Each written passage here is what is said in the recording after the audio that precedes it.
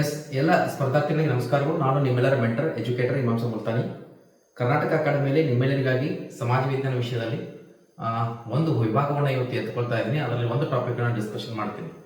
ಅದು ಸಮಾಜಶಾಸ್ತ್ರ ವಿಷಯಕ್ಕೆ ಸಂಬಂಧಪಟ್ಟಾಗೆ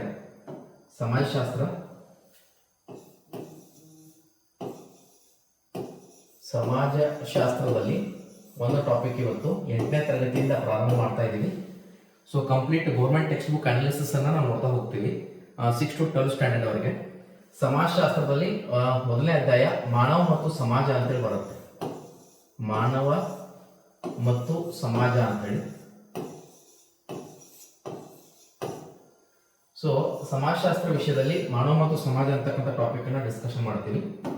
ಈಗಾಗಲೇ ಗೊತ್ತಿದೆ, ಸಮಾಜ ಅಧ್ಯಯನ ವಿಷಯದಲ್ಲಿ ಇತಿಹಾಸ, ಪೌರ್ಣಿತ್ಯ ಅಥವಾ ರಾಜ್ಯಶಾಸ್ತ್ರ, ಸಮಾಜಶಾಸ್ತ್ರ, ಭೂಗೋಳಶಾಸ್ತ್ರ, ಅರ್ಥಶಾಸ್ತ್ರ, ವ್ಯವಹಾರ ಅಧ್ಯಯನ ಅಂತೇಳಿ 6 ವಿಭಾಗಗಳು ಬರ್ತದೆ. ಅದರಲ್ಲಿ 1 by 1 ನಾವು ತಿಳ್ಕೊಳ್ತಕ್ಕಂಥ ಪ್ರಯತ್ನವನ್ನು ಮಾಡ್ತೀವಿ. 1 by 1 ತಿಳ್ಕೊಳ್ತಕ್ಕಂಥ ಪ್ರಯತ್ನವನ್ನ ಮಾಡ್ತಾ ಹೋಗೋಣ. ಈಗ ನಾನು ಇಲ್ಲಿ ಎತ್ಕೊಳ್ತಕ್ಕಂಥ ಟಾಪಿಕ್ ಮಾನವ ಮತ್ತು ಸಮಾಜ ಅಂತೇಳಿ. ಇದರಲ್ಲಿ ಏನೆಲ್ಲ ಡಿಸ್ಕಷನ್ ಮಾಡ್ತೀವಿ ಅಂತಕ್ಕಂಥ ನೋಡೋದಾದ್ರೆ, ಮೊದಲದಾಗಿ ಪೀಠಿಕೆ ಏನಿದೆ ಅಂತ ನೋಡೋಣ ಇದಕ್ಕೆ ಸಂಬಂಧಪಟ್ಟಂಗೆ. ಅದಾದ್ಮೇಲೆ ಸಮಾಜಶಾಸ್ತ್ರದ ಅರ್ಥವನ್ನ ನೋಡ್ತೀವಿ. ಓಕೆ, ಅದಾದ್ಮೇಲೆ ಸಮಾಜಶಾಸ್ತ್ರದ ವ್ಯಾಖ್ಯೆಗಳ ಬಗ್ಗೆ 2 ಸ್ಟೇಟ್ಮೆಂಟ್ಗಳಲ್ಲಿ ಕೊಡ್ತಾರೆ, ಅವ್ರ ಬಗ್ಗೆ ನೋಡ್ತಕ್ಕಂಥ ಪ್ರಯತ್ನ ಮಾಡೋಣ. ನಂತರದಲ್ಲಿ ಮಾನವ ಸಂಘಜೀವಿ ಅಂತಕ್ಕಂಥದ್ದು ಹೇಗೆ ಎಂಬುದನ್ನು ನೋಡೋಣ. ಮಾನವ ಸಂಘಜೀವಿ ಅಂತಕ್ಕಂಥದ್ದು. ನಂತರದಲ್ಲಿ ಸಾಮಾಜೀಕರಣ ಎಂಬುದನ್ನ ಡಿಸ್ಕಷನ್ ಮಾಡೋಣ. ಸಾಮಾಜೀಕರಣ ಅಂತ ಹೇಳಿ ಸೋಷಿಯಲೈಸೇಷನ್ ಅಂತ ಕರಿತೀವಿ. ನಂತರದಲ್ಲಿ ಸಾಮಾಜಿಕ ಪರಿಸರದ ಅಗತ್ಯತೆ, ಸಾಮಾಜಿಕ ಪರಿಸರದ ಬಗ್ಗೆ ಡಿಸ್ಕಷನ್ ಮಾಡೋಣ. ಸಾಮಾಜಿಕ ಒಂದು ಪರಿಸರ. ಓಕೆ, ಸಾಮಾಜಿಕ ಪರಿಸರದ ಬಗ್ಗೆ ತಿಳ್ಕೊಳ್ತೀವಿ. ನಂತರದಲ್ಲಿ ಮಾನವ ಮತ್ತು ಭಾಷೆ ಬಗ್ಗೆ ತಿಳ್ಕೊಳ್ತಕ್ಕಂಥದ್ದು. ಮಾನವ ಮತ್ತು ಭಾಷೆ. ನಂತರದಲ್ಲಿ ಆರಂಭಿಕ ಸಮಾಜಶಾಸ್ತ್ರಜ್ಞರನ್ನ ತಿಳ್ಕೊಳ್ತಕ್ಕಂಥ ಪ್ರಯತ್ನವನ್ನು ಮಾಡೋಣ. ಆರಂಭಿಕ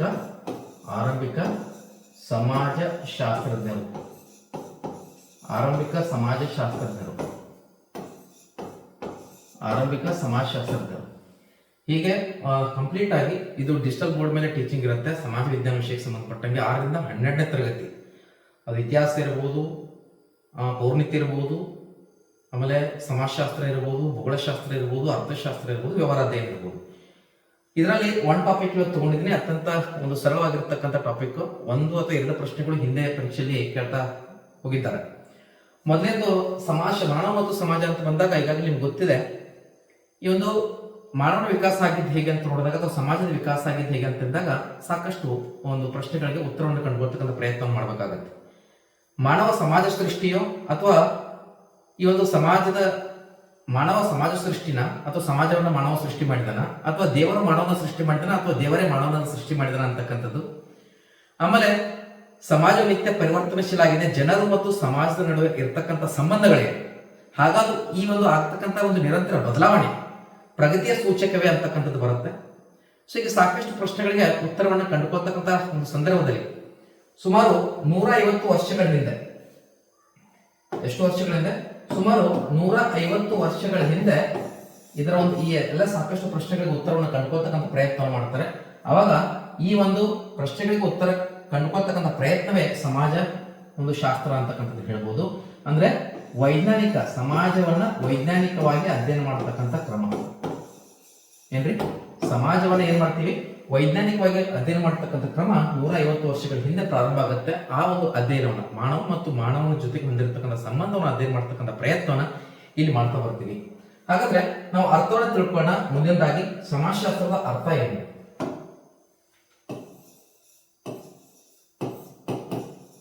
ಈಗಾಗಲೇ ಹೇಳಲಾದ್ರೆ ಈ ಸಮಾಜಶಾಸ್ತ್ರ ಅಂತಕ್ಕಂಥ ಪದ ಏನಿದೆ, ಸೋಷಿಯಾಲಜಿ, ಸಮಾಜಶಾಸ್ತ್ರ ಅಂತಕ್ಕಂಥ ಒಂದು ಪದ ಇಂಗ್ಲಿಷ್ ನಲ್ಲಿ ಏನಂತ ಕರಿತಾ ಇದೀವಿ? ಸೋಷಿಯಾಲಜಿ ಅಂತ ಕರಿತೀವಿ. ಇದು 2 ಪದಗಳಿಂದ ಬಂದಿದೆ. ಮೊದಲನೇದು ಅದು ಸೋಷಿಯಸ್ ಅಂತ ಕರಿತೀವಿ. ಲ್ಯಾಟಿನ್ ಭಾಷೆಯ ಸೋಷಿಯಸ್. ಯಾವ ಭಾಷೆ ಇದು? ಲ್ಯಾಟಿನ್ ಭಾಷೆಯ ಸೋಷಿಯಸ್. ಅದೇ ರೀತಿಯಾಗಿ ಗ್ರೀಕ್ ಭಾಷೆಯ ಲೋಗೋಸ್ ಎಂಬ 2 ಶಬ್ದಗಳಿಂದ ಬಂದಿದೆ. ಒಂದು ಲ್ಯಾಟಿನ್ ಭಾಷೆಯ ಸೋಷಿಯಸ್ ಮತ್ತು ಗ್ರೀಕ್ ಭಾಷೆಯ ಲೋಗಸ್, ಸೋಷಿಯಾಲಜಿ ಅಂತಕ್ಕಂಥ ಪದ. ಇದನ್ನ ಏನಂತ ಕರಿತೀವಿ? ಸೋಷಿಯಾಲಜಿ. ಸೋಶಿಯಾಲಜಿ ಅಂತ ಕರಿತೀವಿ. ಇದು ಎಕ್ಸಾಮ್ ಅಲ್ಲಿ ಕ್ವಶನ್ ಕೇಳಿದಾರೆ, ಅದನ್ನ ಯಾವ ಭಾಷೆ ಎರಡು ಪದಗಳಿಂದ ಬಂದಿದೆ ಅಂತ ಕೇಳಿದಾರೆ. ಮೊದಲನೇದು ಬರ್ತಕ್ಕಂಥದ್ದು ಯಾವ್ದು? ಲ್ಯಾಟಿನ್ ಭಾಷೆಯ ಸೋಷಿಯಸ್, ನಂತರದಲ್ಲಿ ಗ್ರೀಕ್ ಭಾಷೆಯ ಲೋಗಸ್. ಆ ಸೋಷಿಯಸ್ ಅಂತಾರೆ ಸಹಚರ ಅಥವಾ ಜೊತೆಗಾರ ಅಥವಾ ಸಮಾಜ ಅಂತ ಅರ್ಥ ಮಾಡ್ಕೊಳ್ಬೇಕು. ಸಹಚರ ಅಥವಾ ಜೊತೆಗಾರ ಅಥವಾ ಸಮಾಜ ಅಂತಕ್ಕಂಥದ್ದನ್ನ ಅರ್ಥ ಮಾಡ್ಕೊಳ್ಳೋಣ. ಇನ್ನು ಲೋಗಸ್ ಅಂದ್ರೆ ಅಧ್ಯಯನ ಅಥವಾ ಶಾಸ್ತ್ರ ಅಂತ ಕರಿತೀನಿ. ಅಧ್ಯಯನ ಅಥವಾ ಶಾಸ್ತ್ರ ಅಂತ ಕರಿತೀನಿ. ಹಾಗಾದ್ರೆ ನಾವು ಇಲ್ಲೇನ್ ನೋಡ್ತಾ ಇದೀವಿ? ಯಾವ್ದ್ರ ಅಧ್ಯಯನ ಮಾಡ್ತೀವಿ? ಜೊತೆಗಾರ ಅಥವಾ ಸಮಾಜ ಅಥವಾ ಸಹಚರ ಒಂದು ವೈಜ್ಞಾನಿಕ ಅಧ್ಯಯನವನ್ನು ಮಾಡ್ತಾ ಇದೀವಿ. ಇದು ಸೋಷಿಯಾಲಜಿಯ ಒಂದು ಅರ್ಥ, ಸಮಾಜಶಾಸ್ತ್ರದ ಒಂದು ಅರ್ಥ ಅಂತ ಹೇಳ್ಬೋದು. ಈ ಸಮಾಜಶಾಸ್ತ್ರವನ್ನ ಮೊಟ್ಟ ಮೊದಲ ಬಾರಿಗೆ ವೈಜ್ಞಾನಿಕವಾಗಿ ಅಧ್ಯಯನ ಮಾಡಿರ್ತಕ್ಕಂಥ ಒಬ್ಬ ಸಮಾಜಶಾಸ್ತ್ರಜ್ಞ ಅಂದ್ರೆ ಆಗಸ್ಟ್ ಕೋಮ್ಟ್ ಅಂತ ಹೇಳಿ. ಆಗಸ್ಟ್ ಕೋಮ್ಟ್ ಅಥವಾ ಆಗಸ್ಟ್ ಕಾಮ್ಟೆ ಅಂತ ಕರಿತೀವಿ. ಇವರು ಸಮಾಜಶಾಸ್ತ್ರವನ್ನ ಮೊಟ್ಟ ಮೊದಲ ಬಾರಿಗೆ ವೈಜ್ಞಾನಿಕವಾಗಿ ಅಧ್ಯಯನ ಮಾಡತಕ್ಕಂಥ ಪ್ರಯತ್ನ ಮಾಡ್ತಾರೆ. ಹೀಗಾಗಿ ಇವ್ರನ್ನ ಏನಂತ ಕರಿತೀವಿ? ಸಮಾಜಶಾಸ್ತ್ರದ ಪಿತಾಮಹ ಅಂತ ಕರಿತೀವಿ. ಫಾದರ್ ಆಫ್ ಸೋಷಿಯಲೈಸೇಷನ್ ಅಂತ ಕರಿತೀವಿ. ಏನ್ರಿ? ಸಮಾಜಶಾಸ್ತ್ರದ ಪಿತಾಮಹ. ಯಾಕಂದ್ರೆ ಸಮಾಜಶಾಸ್ತ್ರವನ್ನ ವೈಜ್ಞಾನಿಕವಾಗಿ ಅಧ್ಯಯನ ಮಾಡತಕ್ಕಂಥ ಪ್ರಯತ್ನ ಮಾಡ್ತಾರೆ. ಇದು ಸಮಾಜಶಾಸ್ತ್ರದ ಅರ್ಥ. ನೆಕ್ಸ್ಟ್ ಮುಂದಕ್ಕೆ ಹೋಗೋಣ. ಸಮಾಜಶಾಸ್ತ್ರದ ಒಂದು ವ್ಯಾಖ್ಯೆಗಳೇನು ಅಂತಕ್ಕಂಥದ್ದು ನೋಡೋದಾದ್ರೆ, ವ್ಯಾಖ್ಯೆಗಳು ಮೊದಲನೇದು ನಮ್ಮ ಸಮಾಜಶಾಸ್ತ್ರಜ್ಞ ಅಥವಾ ಸಮಾಜಶಾಸ್ತ್ರದ ಪಿತಾಮಹ ಆಗಿರ್ತಕ್ಕಂಥ ಯಾರು? ಆಗಸ್ಟ್ ಕೋಮ್ಟ್. ಆಗಸ್ಟ್ ಕೋಮ್ಟ್ ಏನ್ ಹೇಳ್ತಾರೆ? ಸಾಮಾಜಿಕ ಕ್ರಮ ಮತ್ತು ಸಾಮಾಜಿಕ ವಿಕಾಸ. ಸಾಮಾಜಿಕ ಕ್ರಮ ಮತ್ತು ಸಾಮಾಜಿಕ ವಿಕಾಸ ಅಥವಾ ಪ್ರಗತಿ, ಸಾಮಾಜಿಕ ವಿಕಾಸವನ್ನ ಅಧ್ಯಯನ ಮಾಡತಕ್ಕಂಥ ಒಂದು ಶಾಸ್ತ್ರವನ್ನ ಏನಂತ ಕರೆದ್ರು ಅಂದ್ರೆ ಸಮಾಜಶಾಸ್ತ್ರ ಅಂತ ಕರೀತಾರೆ ಆಗಸ್ಟ್ ಕೋಮ್ಟ್ ಅವರು.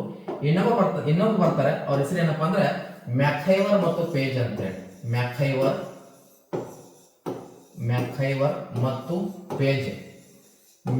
ಮತ್ತು ಪೇಜ್ ಅವರು ಸಾಮಾಜಿಕ ಸಂಬಂಧಗಳ ಅಧ್ಯಯನವನ್ನ ಏನಂತ ಕರೀತಾರೆ? ಸಮಾಜಶಾಸ್ತ್ರ ಅಂತ ಕರೀತಾರೆ.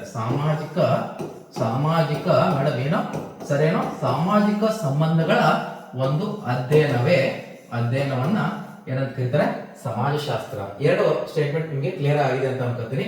ಒಂದು ಆಗಸ್ಟ್ ಕೋಮ್ಟ್ ಅವರು ಸಾಮಾಜಿಕ ಕ್ರಮ ಅಂತ ಹೇಳ್ತಾರೆ, ನಂತರದಲ್ಲಿ ಸಾಮಾಜಿಕ ಕ್ರಮ ಮತ್ತು ಸಾಮಾಜಿಕ ವಿಕಾಸವನ್ನು ಅಧ್ಯಯನ ಮಾಡ್ತಕ್ಕಂಥದ್ದು ಅಂತೇಳಿ. ಮೆಕ್ಹೈವರ್ ಮತ್ತು ಪೇಜ್ ಅವರು ಸಾಮಾಜಿಕ ಸಂಬಂಧಗಳ ಅಧ್ಯಯನ ಬಗ್ಗೆ ತಿಳಿಸ್ಕೊಡ್ತಾರೆ. ಇನ್ನು ಇದರ ಮಹತ್ವ ಏನು ಅಂತಕ್ಕಂಥ ನೋಡೋಣ.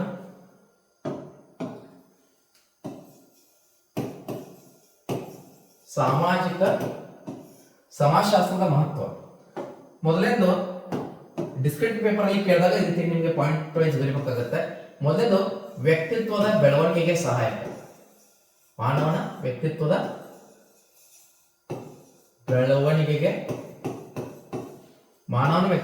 ಬೆಳವಣಿಗೆಗೆ ಸಹಾಯಕ ಅಂತ ಹೇಳ್ಬೋದು. ಇದು ಮೊದಲನೇದು. ಎರಡನೇ ಬಂದಾಗ ಸಾಮಾಜಿಕ ಸಮಸ್ಯೆಗಳಿಗೆ ಪರಿಹಾರವನ್ನು ಕೊಡ್ತದೆ. ಸಾಮಾಜಿಕ ಸಮಸ್ಯೆಗಳಿಗೆ ಪರಿಹಾರವನ್ನು ಕೊಡ್ತಕ್ಕಂಥ ಕೆಲಸವನ್ನ ಇದು ಮಾಡುತ್ತೆ. ನಂತರದಲ್ಲಿ ಆಧುನಿಕ ಸಂಕೀರ್ಣ ವಿಷಯಗಳ ಜ್ಞಾನ ಮತ್ತು ಬೆಳವಣಿಗೆಗೆ ಸಹಾಯಕ. ಆಧುನಿಕ ಸಂಕೀರ್ಣ ವಿಷಯಗಳ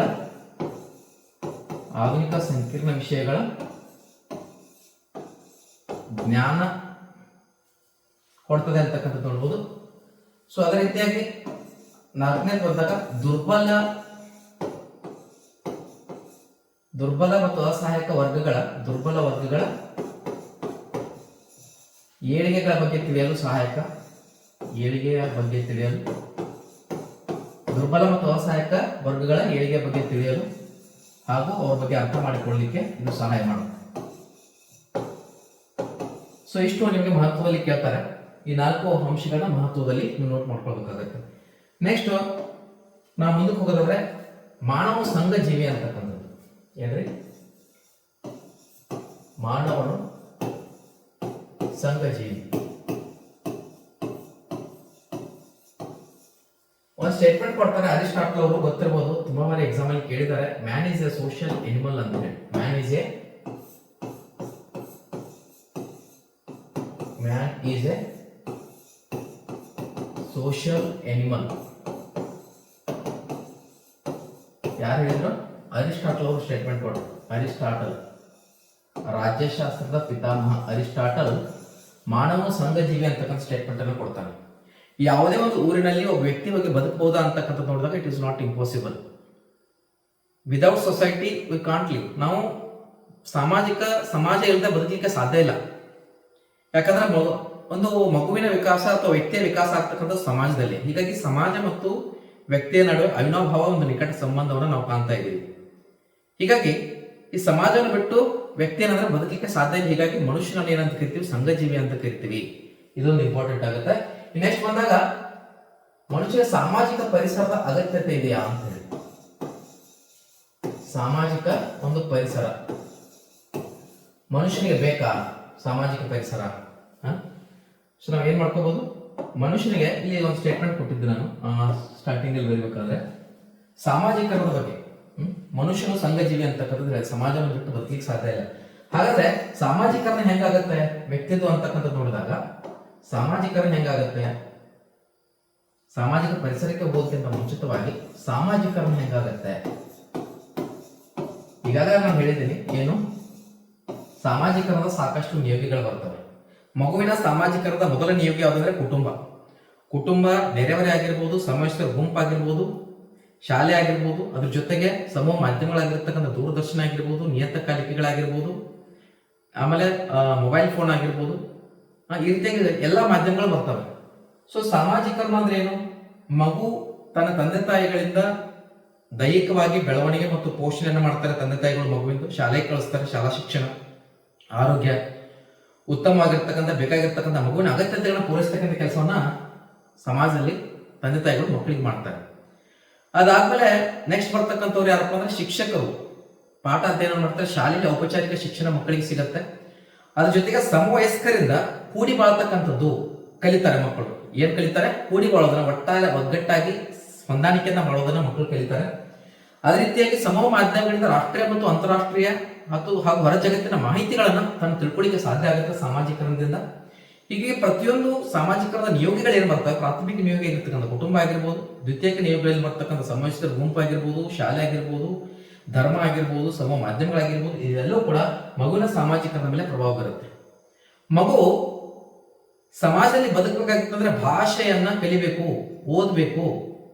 ಅವಾಗ ಏನಾಗುತ್ತೆ, ಸಾಮಾಜಿಕರಣಗೊಳ್ತಾರೆ. ಆಟ, ಓದು, ಪಾಠ ಇವೆಲ್ಲವೂ ಕೂಡ ಇರಲೇಬೇಕು. ಇದೆಲ್ಲ ಕೂಡ ಸಾಮಾಜಿಕರಣ ಆಗಲಿಕ್ಕೆ ಸಾಧ್ಯ ಇಲ್ಲ ಅಂತಕ್ಕಂಥದ್ದನ್ನು ನೋಡ್ತಾ ಬರ್ತೀವಿ. ಇನ್ನು ಸಾಮಾಜಿಕ ಪರಿಸರದ ಅಗತ್ಯ ಇದೆಯಾ ಮಕ್ಕಳಿಗೆ ಅಂತ ನೋಡಿದಾಗ 100% ಸಾಮಾಜಿಕ ಪರಿಸರ ಬೇಕೇ ಬೇಕು. ಇದಕ್ಕೊಂದು ಬೆಸ್ಟ್ ಎಕ್ಸಾಂಪಲ್ ಕೊಡೋದಾದ್ರೆ ಪಶ್ಚಿಮ ಬಂಗಾಳ. ಇಲ್ಲಿ ಪಶ್ಚಿಮ ಬಂಗಾಳದಲ್ಲಿ 1920ರಲ್ಲಿ ಮಿಡ್ನಾಪುರದಲ್ಲಿ ನಡೆದಿರ್ತಕ್ಕಂಥ ಒಂದು ಘಟನೆ ಇದೆ. ಮಿಡ್ನಾಪುರ, ಪಶ್ಚಿಮ ಬಂಗಾಳ, 1920. ಅಲ್ಲಿ ಇಬ್ರು ಮಕ್ಕಳು ಇರ್ತಾರೆ. ಆ ಇಬ್ರು ಮಕ್ಕಳ ಹೆಸರು ಏನಪ್ಪಾ ಅಂದ್ರೆ, ಒಂದು ಅಮಲೆ, ಇನ್ನೊಬ್ಳು ಕಮಲೆ ಅಂತ. ಒಬ್ಬಳು ಅವಳಿಗಳು. ಅಮಲೆ ಮತ್ತು ಕಮಲೆ ಅಂತಕ್ಕಂಥ ಒಂದು ಇಬ್ಬರು ಮಕ್ಕಳನ್ನ ಎಲ್ಲಿ ಇಡಲಾಗಿತ್ತು ಅಂದ್ರೆ ತೋಳಗಳಿರ್ತಕ್ಕಂಥ ಒಂದು ಅರಣ್ಯದಲ್ಲಿ ಬೆಳೆಸಲಾಗತ್ತೆ. ಆದ್ರೆ ಇಲ್ಲಿ ಅಮಲೆ ಏನ್ ಮಾಡಿದ್ರೆ ತೀರಿಕೊಂಡ್ರು. ಆದ್ರೆ ಕಮಲೆಯನ್ನ 9 ವರ್ಷಗಳ ಕಾಲ ಏನ್ ಮಾಡಿದ್ರೆ ಅಂದ್ರೆ ಆ ಒಂದು ಕಾಡಿನಲ್ಲಿ ಟೈಮ್ ಕಳೀತಾಳೆ. ಅವಾಗ ಆ ತೋಳಗಳು ಹೆಂಗ ಆಹಾರ ತಿಂತಾವೆ ಹಂಗೆ ತಿಂತಾ ಇದ್ರು. ತೋಳಗಳು ಹೆಂಗ್ ನಡೀತಾವೆ 4 ಕಾಲುಗಳಿಗೆ ಬಳಕೆ ಮಾಡಿ ಹಂಗೆ ತೋಳಗಳು ಕೂಗ್ತಕ್ಕಂಥ ರೀತಿ ಎಲ್ಲವೂ ಕೂಡ ಅದೇ ರೀತಿಯಾಗಿತ್ತು. ಆದ್ರೆ 9 ವರ್ಷ ಆದ್ಮೇಲೆ ಆಕೆನ ಒಂದು ಸಾಮಾಜಿಕ ಪರಿಸರದಲ್ಲಿ, ಮನುಷ್ಯರು ಇರ್ತಕ್ಕಂಥ ಒಂದು ಪರಿಸರದಲ್ಲಿ ಆಕೆನ ಬೆಳೆಸ್ತಾರೆ. ಅವಾಗ ಆಕೆ ಮನುಷ್ಯರಂತೆ ಬದಲಾವಣೆಯನ್ನ ಕಂಡುಳು ಅಂತಕ್ಕಂಥದ್ದು. ಇದರ ಅರ್ಥ ಏನಂದ್ರೆ ಸಾಮಾಜಿಕ ಪರಿಸರ ಬಹಳ ಮಹತ್ವದ್ದು. ಸಾಮಾಜಿಕರಣ, ಒಡನಾಟ ಅಂತ ಒಂದು ಕೇಳಿರ್ಬೋದು. ಪದ್ಧತಿ 2 ಗಿಳಿಗಳಿತ್ತು. ಒಂದು ಆಶ್ರಮದಲ್ಲಿ ಇತ್ತು, ಒಂದು ಕಾಡಿನಲ್ಲಿ ಕಡರ ಕಡೆಗೆ ಬೆಡರ ಗುಂಪಿಗೆ ಸೇರಿರುತ್ತೆ.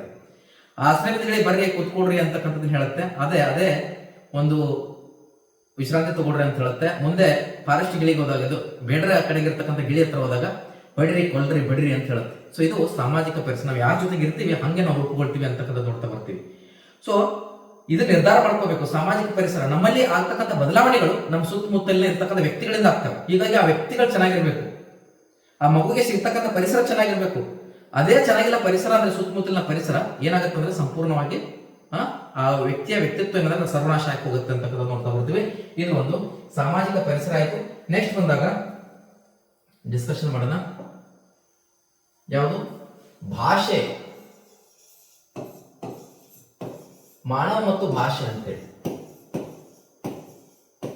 ಮಾನವ ಮತ್ತು ಭಾಷೆ.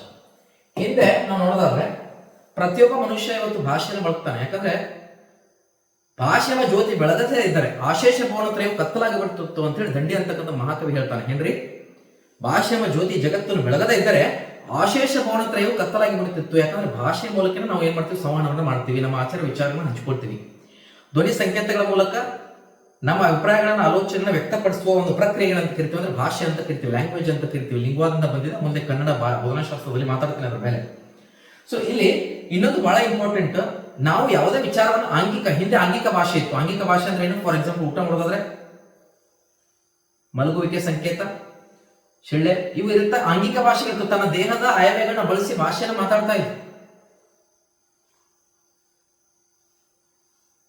ಇವೆಲ್ಲವೂ ಕೂಡ ಏನ್ ಆಂಗಿಕ ಭಾಷೆ ಇದು. ಆದ್ರೆ ಇದರಿಂದ ನಮ್ಮ ವಿಚಾರಗಳ ವಿನಿಮಯ ಆಗ್ಲಿಕ್ಕೆ ಸಾಧ್ಯ ಇಲ್ಲ. ಸಾಕಷ್ಟು ನಾವು ಜನರೊಂದಿಗೆ ಸಂಪರ್ಕ ಹೊಂದಲಿಕ್ಕೆ ಸಾಧ್ಯ ಇಲ್ಲ. ಶಾಲೆಗಳು ಇರ್ತಿರ್ಲಿಲ್ಲ, ಪಠ್ಯ ಪುಸ್ತಕಗಳು ಇರಲಿಲ್ಲ, ನಾಗರಿಕತೆಗಳು ಬರ್ಲಿಕ್ಕೆ ಸಾಧ್ಯ ಆಗ್ತಿರ್ಲಿಲ್ಲ ಭಾಷೆ ಅಂತಕ್ಕಂಥದ್ದು ಇಲ್ಲ ಅಂದ್ರೆ. ಹೀಗಾಗಿ ಭಾಷೆ ಬೇಕೇ ಬೇಕು. ಇವತ್ತು ಆಚಾರ ವಿಚಾರಗಳನ್ನ, ಸಂಪ್ರದಾಯಗಳನ್ನ ಎಲ್ಲವೂ ಕೂಡ ನಾವು ಇವತ್ತು ಶೇರ್ ಆಗ್ತಾ ಇದ್ರೆ ಅದೆಲ್ಲವೂ ಕೂಡ ಅಂದ್ರೆ ಭಾಷೆ ಮುಖಾಂತರ ಶೇರ್ ಆಗ್ತಿದೆ ಅಂತಕ್ಕಂಥದ್ದು ನೋಡ್ಬೋದು. ಭಾಷೆ ಇಲ್ಲದೆ ಯಾವುದೇ ಒಂದು ಸೃಷ್ಟಿ ಎಲ್ಲಿ ಮಾನವ ಜೊತೆಗೆ ಸಂಬಂಧಗಳು ಉಳಿಲಿಕ್ಕೆ ಸಾಧ್ಯ ಇಲ್ಲ ಅಂತಕ್ಕಂಥದ್ದು. ಈಗ ಮುಂದಕ್ಕೆ ಹೋಗೋದಾದ್ರೆ ಆಧುನಿಕ ಅಥವಾ ಆರಂಭಿಕ ಸಮಾಜಶಾಸ್ತ್ರಜ್ಞರು ಅಂತ ಹೇಳಿ ಬರ್ತಾರೆ. ಆರಂಭಿಕ ಸಮಾಜಶಾಸ್ತ್ರಜ್ಞರು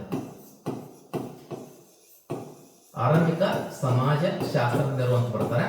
ಇದರಲ್ಲಿ ಏನ್ ಮಾಡಿದ್ರು ಅಂದ್ರೆ ಸಮಾಜವನ್ನ ವೈಜ್ಞಾನಿಕವಾಗಿ ತಿಳ್ಕೊಳ್ತಕ್ಕಂಥ ಪ್ರಯತ್ನವನ್ನ ಮಾಡ್ತಾರೆ. ಸಮಾಜದ ವಿಕಾಸವನ್ನ, ಸಮಾಜದ ಪ್ರಗತಿಯನ್ನ, ಕಲೆ ಸಂಸ್ಕೃತಿಯನ್ನ ತಿಳ್ಕೊಳ್ತಕ್ಕಂಥ ಪ್ರಯತ್ನವನ್ನ ಆರಂಭಿಕ ಸಮಾಜಶಾಸ್ತ್ರಜ್ಞರು ಮಾಡ್ತಾರೆ. ಅದರಲ್ಲಿ ಮೊದಲನೇದಾಗಿ ಬರ್ತಕ್ಕಂಥವ್ರು ಯಾರಂದ್ರೆ ಅಗಸ್ಟ್ ಕೋಮ್ಟ್. ಯಾರು? ಅಗಸ್ಟ್ ಕೋಮ್ಟ್. ಈಗಾಗಲೇ ಹೇಳಿದ್ದೀನಿ, ಸಾಮಾಜಿಕ ವಿಕಾಸ, ಸಾಮಾಜಿಕ ಒಂದು ಕ್ರಮವನ್ನ ಅಧ್ಯಯನ ಮಾಡ್ತಕ್ಕಂಥದ್ದು ಸಮಾಜಶಾಸ್ತ್ರ ಅಂತ ಹೇಳಿದ್ರು. ಅಗಸ್ಟ್ ಕೋಮ್ಟ್ ಸಮಾಜಶಾಸ್ತ್ರದ ಪಿತಾಮಹ. ಇವರು ಸೋಷಿಯಾಲಜಿ ಅಂತಕ್ಕಂಥ ಪದವನ್ನ ಮೊಟ್ಟ ಮೊದಲ ಬಾರಿಗೆ ಬಳಸ್ತಾರೆ ಅಂತಕ್ಕಂಥದ್ದು ಹೇಳಿದೆ. ಹೀಗಾಗಿ ಸಮಾಜಶಾಸ್ತ್ರ ಪಿತಾಮಹ ಅಂತ ಕರಿತೀವಿ, ಫ್ರಾನ್ಸ್ ದೇಶದವರು. ಇನ್ನು ಎರಡನೇ ಬರ್ತಕ್ಕಂಥವ್ರು ಯಾರಂದ್ರೆ ಹರ್ಬರ್ಟ್ ಸ್ಪೆನ್ಸರ್. 19ನೇ ಶತಮಾನದಲ್ಲಿ ಇರ್ತಕ್ಕಂಥ ಒಬ್ಬ ಸಮಾಜಶಾಸ್ತ್ರಜ್ಞ, ಬ್ರಿಟಿಷ್ ಸಮಾಜಶಾಸ್ತ್ರಜ್ಞ. ಯಾರು? ಬ್ರಿಟಿಷ್ ಸಮಾಜಶಾಸ್ತ್ರಜ್ಞ ಹರ್ಬರ್ಟ್ ಸ್ಪೆನ್ಸರ್. ಎಕ್ಸಾಮ್ ಅಲ್ಲಿ ಕ್ವಶನ್ ಕೇಳಿದ್ರೆ ಸಮಾಜಶಾಸ್ತ್ರದ ವಿಕಾಸದ ಕುರಿತು ಅಧ್ಯಯನ ಮಾಡ್ತಾರೆ. ಸಮಾಜಶಾಸ್ತ್ರದ ಒಂದು ವಿಕಾಸ ಎಕ್ಸಾಮ್ ಅಲ್ಲಿ ಕ್ವಶನ್ ಆಗಿದೆ. ಇದು ಸಮಾಜಶಾಸ್ತ್ರದ ಒಂದ್ರೆ ಏನ್ರಿ ವಿಕಾಸವನ್ನು ಕುರಿತು ಅಧ್ಯಯನ ಮಾಡಿದ್ರು. ವಿಕಾಸದ ಕುರಿತು ಏನ್ ಮಾಡ್ತಾರೆ ಅಂದ್ರೆ ಅಧ್ಯಯನವನ್ನು ಮಾಡ್ತಾರೆ. ಸಮಾಜಶಾಸ್ತ್ರದ ವಿಕಾಸದ ಕುರಿತು ಅಧ್ಯಯನ ಯಾರು? ಹರ್ಬರ್ಟ್ ಸ್ಪೆನ್ಸರ್ ಅವರು ಮಾಡ್ತಾರೆ, ಬ್ರಿಟಿಷ್ ಸಮಾಜಶಾಸ್ತ್ರಜ್ಞ. ಇದಾದ್ಮೇಲೆ ಬರ್ತಕ್ಕಂಥವ್ರು ಇನ್ನೊಬ್ರು ಬರ್ತಾರೆ, ಎಮಿಲಿ ಡರ್ಕಿಮ್ ಅಂತ ಹೇಳಿ. ಎಮಿಲಿ ಡರ್ಕಿಮ್ ಸಮಾಜಶಾಸ್ತ್ರದ ಬೆಳವಣಿಗೆ ಪಿತಾಮಹ ಅಂತ ಕರಿತೀವಿ. ಸಮಾಜವನ್ನು ವೈಜ್ಞಾನಿಕವಾಗಿ ಅಧ್ಯಯನ ಮಾಡಿರ್ತಕ್ಕಂಥ ಕೀರ್ತಿ ಇವರಿಗೆ ಸಲ್ತದೆ. ಇವರು ಕೂಡ ಫ್ರಾನ್ಸ್ ದೇಶದವರು ಏನ್ರಿ ಸಮಾಜಶಾಸ್ತ್ರವನ್ನು ವೈಜ್ಞಾನಿಕವಾಗಿ ಅಧ್ಯಯನ ಮಾಡಿದ್ರು. ವೈಜ್ಞಾನಿಕವಾಗಿ. ಹೀಗಾಗಿ ಇವರನ್ನ ಏನಂತ ಕರೀತಾರೆ? ಸಮಾಜಶಾಸ್ತ್ರದ ಬೆಳವಣಿಗೆ ಪಿತಾಮಹ ಅಂತ ಕೂಡ ಕೇಳಬಹುದು. ಬೆಳವಣಿಗೆ ಪಿತಾಮಹ ಅಂತ ಹೇಳ್ಬೋದು ಇವರನ್ನ. ಸಮಾಜಶಾಸ್ತ್ರದ ಬೆಳವಣಿಗೆಯ ಪಿತಾಮಹ ಅಂತೇಳಿ ಇವರನ್ನ ಕರಿತೀವಿ. ಯಾರನ್ನ? ಎಮಿಲಿ ಡರ್ಕಿಮ್ ಅವರನ್ನ. ಮುಂದಕ್ಕೆ ಹೋಗೋದಾದ್ರೆ ನೆಕ್ಸ್ಟ್ ಇನ್ನೊಬ್ರು ಬರ್ತಾರೆ, ಮ್ಯಾಕ್ಸ್ ವೆಬರ್ ಅಂತ ಹೇಳಿ. ಯಾರ್ರಿ? ಮ್ಯಾಕ್ಸ್ ವೆಬರ್ ಸಮಾಜಶಾಸ್ತ್ರದ ವರ್ತನೆಯನ್ನು ಕುರಿತು ಅಧ್ಯಯನ ಮಾಡ್ತಕ್ಕಂಥ ಶಾಸ್ತ್ರವನ್ನ ಸಮಾಜಶಾಸ್ತ್ರ ಅಂತ ಕರೀತಾರೆ. ಇವರು ಜರ್ಮನ್ ದೇಶದವರು. ಜರ್ಮನ್ ತತ್ವಶಾಸ್ತ್ರಜ್ಞ ಕೂಡ ಹೌದು, ಇತಿಹಾಸ ತಜ್ಞ ಕೂಡ ಹೌದು, ಸಮಾಜಶಾಸ್ತ್ರಜ್ಞ ಕೂಡ ಹೌದು. ತತ್ವಶಾಸ್ತ್ರಜ್ಞ, ಸಮಾಜಶಾಸ್ತ್ರಜ್ಞ, ಇತಿಹಾಸ ತಜ್ಞ ಕೂಡ ಹೌದು. ಇವರು ಕ್ರಿಶ್ಚಿಯನ್ ನೌಕರಶಾಹಿ ವರ್ಗಗಳ ಕುರಿತು ಸಾಕಷ್ಟು ಅಧ್ಯಯನವನ್ನು ಮಾಡ್ತಾರೆ. ಕ್ರಿಶ್ಚಿಯನ್ ನೌಕರಶಾಹಿ ವರ್ಗದ ಕುರಿತು ಸಾಕಷ್ಟು ಅಧ್ಯಯನ, ಅಧಿಕಾರಶಾಹಿ ವರ್ಗದ ಕುರಿತು ಸಾಕಷ್ಟು ಅಧ್ಯಯನವನ್ನು ಮಾಡಿದರು. ಇದಾದ್ರೆ ಇನ್ನೊಬ್ರು ಬರ್ತಾರೆ, ಯಾರು?